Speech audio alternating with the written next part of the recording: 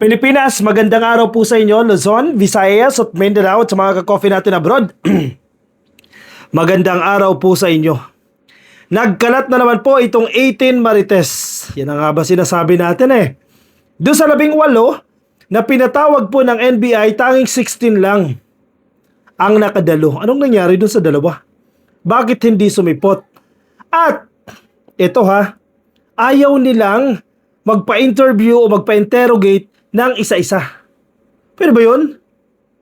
Kasi kung ikaw talaga ay may personal knowledge kung paano dinideliver yung salapi na yan, alam mo kung paano yung mga kalakaran, alam mo kung ano yung nangyayari. Kahit bali-balik na rin pa kayo dyan, iisa lang ang sasabihin mo. Pero ano nangyari? Joint affidavit? Tama ba yun? Itong 18 na ito, joint affidavit. Ibig sabihin, iisa yung kanilang affidavit, pumirma silang lahat, sa 18 sila, pumirma sila doon sa iisang affidavit. Ano yun? Joke time. Ibig sabihin, sa lahat ng circumstances, kayong 18, pare-parehas kayo ng naranasan?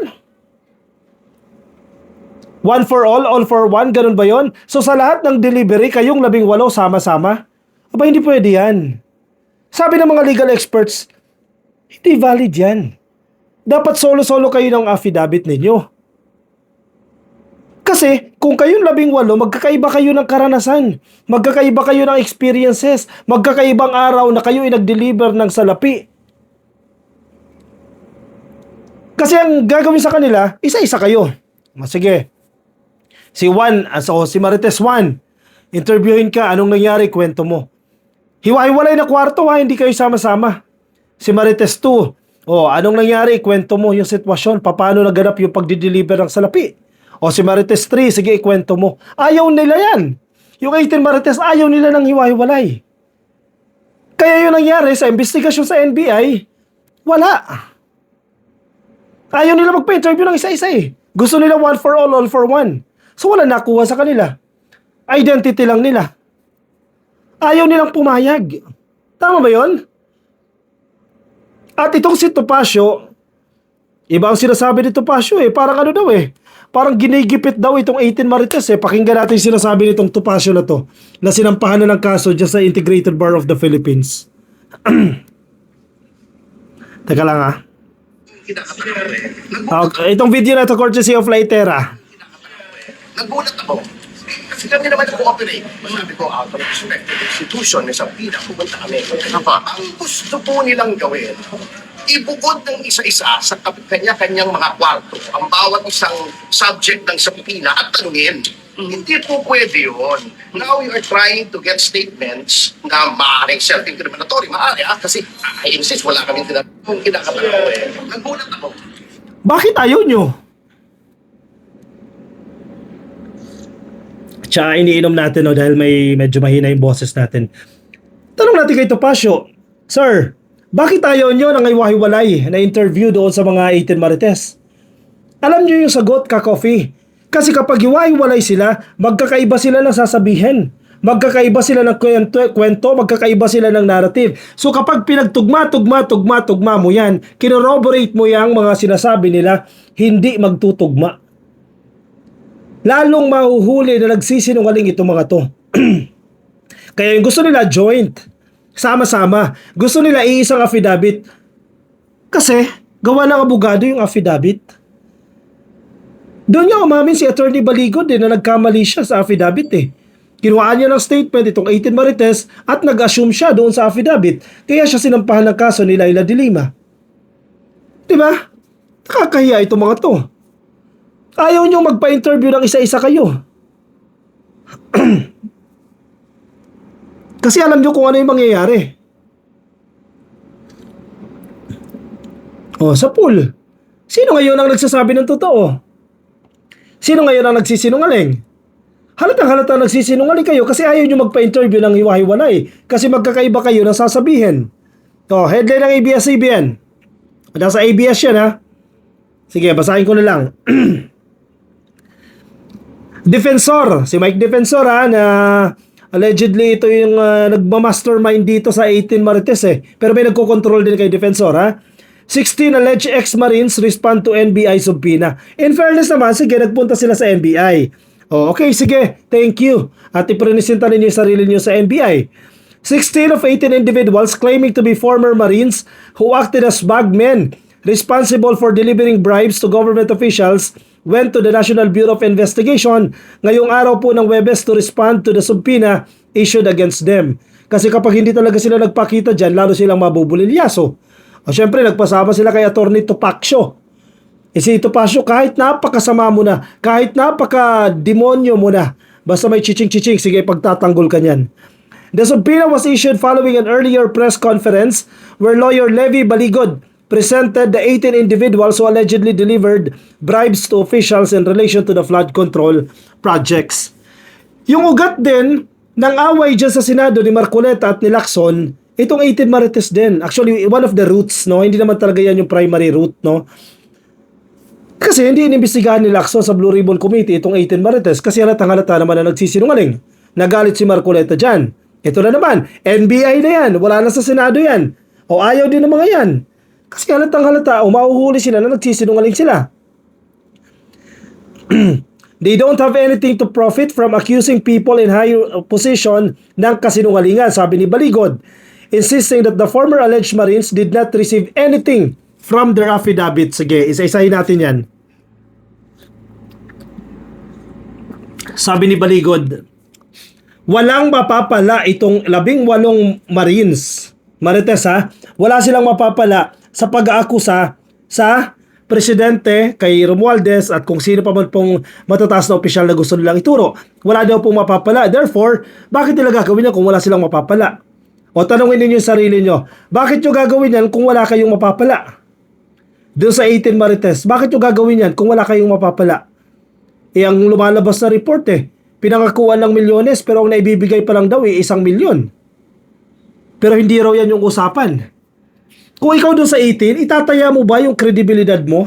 O sige, let's say, kahit pa paano may konti kredibilidad, yung safety mo, yung safety ng pamilya mo, nakikita ka ng mga kapitbahay, nasa TV ka itataya mo ba yung kabuhayan mo? Halos hindi ka na magtrabaho kasi araw-araw magkasama na kayo, nagtatago na kayo. Nang wala kang mapapala, imposible. Pero hindi kayo yung pinakamakikinabang sa sitwasyon na ito. Sino yung pinakamakikinabang? Ang kampo ni Sara Duterte. Kasi parte pa rin yan ng misyon nila na mapabagsak itong gobyerno. Masira si PBBM, tumakbo ang taong bayan sa EDSA, magkilos protesta, magrally para mapatalsik si PBBM. That's the ultimate goal. At isa sa move na ginagawa nila, sabi nga ng ilang mga eksperto, may planong inciting to sedition itong mga to Mag-aklas ang mga militar, ang mga sundalo at ang taong bayan laban sa gobyerno. Sino makikinabang? Pag napatalsik nila si PBBM, si Sara. Siya magiging presidente. Sila Mike Defensor, mabibigyan ng posisyon. Sila makikinabang. Sila yung malaki yung pakinabang. Pero itong 18 Marites, ginagamit nila. Yes, may pakinabang din yan. Definitely may monetary consideration yan or may monetary remuneration yan. May sahod o may kinita, may bayad yan. Pero hindi sila yung pinakamakikinabang dito, kundi yung kanilang mga principal. Kung si Sara man yan, si Mike Defensor man yan, o kung sino man yung kanilang principal. Kaya sinungaling itong si Baligod na wala daw mapapala itong mga tao na ito sa pag-aakusa ng presidente at sa matataas na opisyal. Walang mapapala, imposible. Baligod, di kami naniniwala sa'yo. Kikilos ka nang wala kang mapapala, isama na kita Hindi ka kikilos nang wala kang mapapala. Mag-e-effort ka, itataya mo yung pangalan mo bilang isang abogado nang wala kang mapapala? Imposible. Imposible. Isipin mo, sabi niya ordinaryo lang itong mga sundalo ng mamamayan and they are accusing people in the highest places of government. Mahirap yun, di ba? Mahirap talaga para sa 18 Marites. Pero kung may kapalit, sige, itataya na namin yan. Remember, karamihan sa mga Marites na ito ay dishonorably discharged. Natanggal sila sa gobyerno, nawalan sila ng trabaho dahil sa kanilang pagkakamali. O kinagat na lang yan. Kung ano man ang di kinagat na lang yan. Sabi ni NBI Director Melvin Matibag, these individuals who faced the NBI did not answer questions regarding their joint affidavit. Tama ba yun?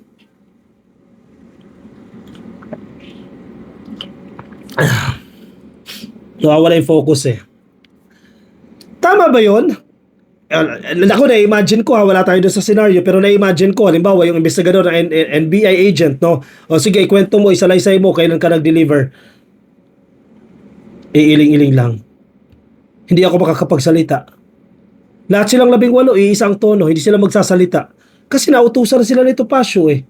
Nautusan na sila ni Mike Defensor eh. Nautusan na sila ni Baligod na walang magsasalita sa inyo. O walang napala ang NBI. O kung nagsasabi kayo ng totoo, bakit di kayo magsalita? Bakit tikom ang bibig ninyo at gusto nyo yung joint affidavit? Iisang affidavit, lahat kayo, 18? Pumirma sa isang affidavit? Hindi. Dapat hiwa-hiwalay kayo ng affidavit, kanya-kanya kayong perma. At kung i-interrogate kayo ng NBI, kanya-kanya separate din yung interview sa inyo para mapagbangga-bangga yung bawat statement ninyo. Pero bakit ayaw nyo? Kasi magkukontradict. Magkakalihis-lihis yung statement. At hindi nyo makokontrol yan. Yan napapanood natin sa pelikula, di ba? Pag ini-interrogate si Witness 1, si Witness 2 magkakahiwalay at binabangga natin siya, malalaman natin kung sino yung sinungaling. This contradicted an earlier statement from Baligod who said the group was willing to fully cooperate with the NBI since they had nothing to hide. Attorney Baligod, anyari sa'yo? Bakit biglang nagbago ang ihip ng hangin? Sabi nyo, you will fully cooperate with the NBI. Asaan ang full cooperation doon? Hindi nyo nga sinasagot yung mga investigador. Nasaan ang full cooperation? Wala. Anyari, Atty. Baligod? Bakit bigla nagbago ang ihip ng hangin? Dahil mahuhuli kayo. Kaya ganun siguro. Ang sinasabi nila, yung subpoena raw parang sa background check. Pero pag tiningnan nyo po natin yung subpoena, malinaw naman yung nakalagay doon na verification dahil doon sa joint affidavit na inisyo po nila. Sabi ni Matibag, correct. Kasama na yun. Alang naman itanong lang pangalan mo, anong edad mo, anong address mo, etc. etc. Siyempre, i-verify yung mga statement mo. During the investigation, Baligod's camp disclosed that not all of the 18 individuals are former Marines, with 2 of them claiming to be members of the Philippine Army, Matibag said, pointing out inconsistencies. Nagsinungaling na naman kayo. Nahuli na naman kayo. Umamin sila. Actually, nabulgar na. Hindi parte ng Marines. Ano ba talaga? Diba? Kung nahuli ka na nagsinungaling dyan, posible na karamihan doon sa statement mo ay kasinungalingan din. Paano ngayon yan? So meron na kagad diferensya. Diba? Sabi ni Matibag, ni NBI. Tapos doon pala sa sinabit nilang dokumento, yung Army, reservist yung isa. Hindi naman talaga Army. Magkaiba po ang totoong Philippine Army member, totoong sundalo at ang reservist. Magkaiba yan. Kapag reservist ka, hindi ka makukonsider na sundalo. Reservist ka. Hindi ka sundalo. Magkaiba yun. Tapos kiniklaim nila, reservist lang pala yung isa, sasabihin nila, Marines. Ex-Marines. Huli kayo sa kasinungalingan nyo. Hindi kayo lulutsot dyan. The Bureau said it is still determining whether the alleged ex-Marines may be considered potential witnesses in the case. Well, yung 18 are persons of interest. They can be witness doon sa sinasabi nilang krimen. They can be a victim sa pangyayaring ito because of the anger. They can be a perpetrator. Wala pa nga po kasi nga nag-iimbestiga pa po kami.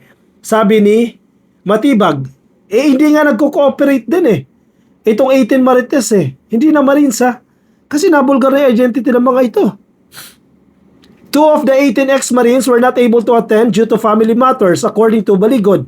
All of them are set to return to the NBI on March 17 for the continuation of the investigation. Siguro sabi Coach, time out? Hindi natin napaghandaan to na isa-isa tayong i-interviewin. Pwede ba i-reset natin yan? Sa March 17 na lang para ma-practice namin yung script. Feeling ko ganun yung nangyari Nag-time out Kasi kung hiwa-hiwalay sila i-interviewin, huli sila. Kahit dalhin mo sa korte yan. Pag sa korte ba nagsalita kayo, sabay-sabay kayong 18? Hindi, isa-isa kayong pagsasalitain. Bakit ayaw nila? Baka ngayon. Baka next hearing, sa March 17, magsalita na ng hiwa-hiwalay kasi nakapag-practice na sila eh. May isang linggo sila para mag-rehearse, mag-practice ng sasabihin nila. Huling-huli kayo dyan sa inyong kasinungalingan. Kayo rin po ang napapahiya dyan sa kasinungalingan ninyong yan. Nakalulungkot lang, itong 18 Marites, actually nakakaawa din itong mga to. Bagamat yes, nakatanggap sila ng salapi, ginagamit po sila ng kanilang mga principal. Halimbawa, kung si Mike Defensor ba na nagbabayad sa kanila para sa kapakinabangan ni Sara Duterte, nagagamit po kayo. At ang inyong pamilya, kawawa naman. Ginagamit kayo, bandang huli, iiwanan din kayo niyan. Lalo't may mga kaso kayo. Paano pag nakulong kayo sa mga kaso ninyo? Ang daming kaso, si Anyo nagkaso, si Katapang nagkaso, si Laila de Lima nagkaso, si Father Flavi nagkaso, si Trillanes nagkaso. 5 kaso yan. O kung lumusot dyan 2, makukulong kayo, paano yung pamilya ninyo? Ano yung commitment? Habang buhay ba kayo susustentuhan? Baka ngayon lang yan, kayo din yung kawawa. Huwag kayo magpagamit dyan sa mga yan. Kasi ang pangako niyan, magiging presidente si Sara, maabsuelto kayo sa mga kasalanan ninyo. Hindi ako naniniwala. At a certain point in time, iiwanan din kayo ng mga yan, ilalaglag din kayo yan. Kapag hindi na kayo kapaki-pakinabang, ilalaglag kayo ng mga yan. 'Di ba? Kayo din po yung kawawa dyan, kaya mag-isip po kayo. Yung mga nakikinig, kung kapamilya ninyo itong 18 Marites, kumbinsihin ninyo, huwag sila magpagamit. O siya, sige. I-komento po ang mga gusto ninyo sabihin, opinion, reaction dyan sa comment section para mabasa po ng iba natin mga ka-coffee. Yung mga nasa Facebook, mga di pa po kayo naka-like and follow, please. Follow na po kayo sa aking page, ang ka-coffee. YouTube subscribe, TikTok subscribe na rin po kayo. At magkita-kita tayo ka-coffee sa aking susunod na video, si Muning Nangangalmot. I'll see you in my next video. Bye-bye.